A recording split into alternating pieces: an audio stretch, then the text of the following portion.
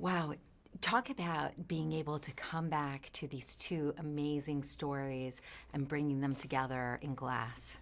Yeah, really weird, wonderful, unique opportunity to do a conclusion to two separate movies from two separate generations, and interestingly enough, two separate studios.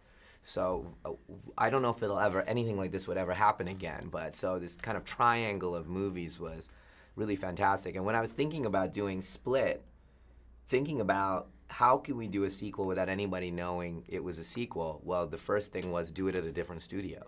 So no one would even possibly guess, that they would be tied. And so when we did that, that made that, hey, there's two parent companies there as we do Glass. So just an incredible moment of seeing the industry as a whole support a filmmaker, just supporting me. I'm astonished about it all and grateful in a way that I can't explain.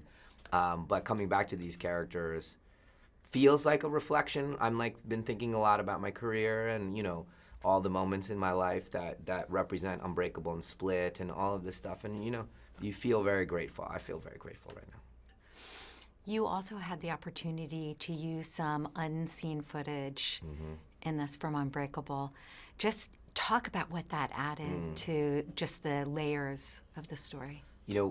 Taking so long to make the trilogy, there was a couple advantages that ended up happening. And one of them was I could use footage from the movie Unbreakable that you guys haven't seen and juxtapose it against the same actors playing those same roles now, and you would really get a sense of astonishment. You'd see a generation happen. What is it like to believe that you're a superhero for 20 years?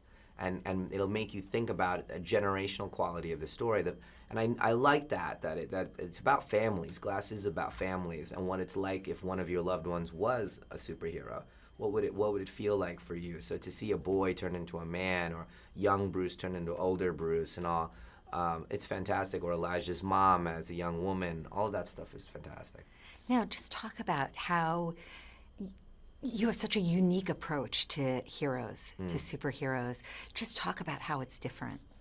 The whole theory of this Unbreakable world, or this East Rail 177 trilogy, is the ordinary. Make it so ordinary. The world is ordinary, and there's no one flying, and there's no lasers coming out of your eyes, and there isn't really CGI. That's not what this is. This is really about, what if it was based on reality? What would those versions of powers be?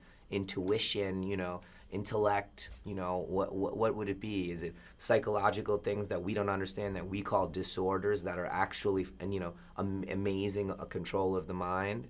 What is it? So I kept it in that way, almost like, The Sopranos, the way they approach gangsters.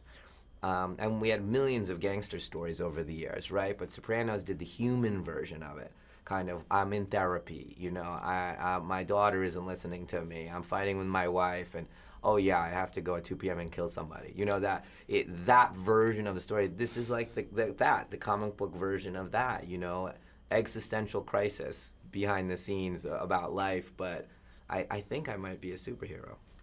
Thank you so much. Thank you.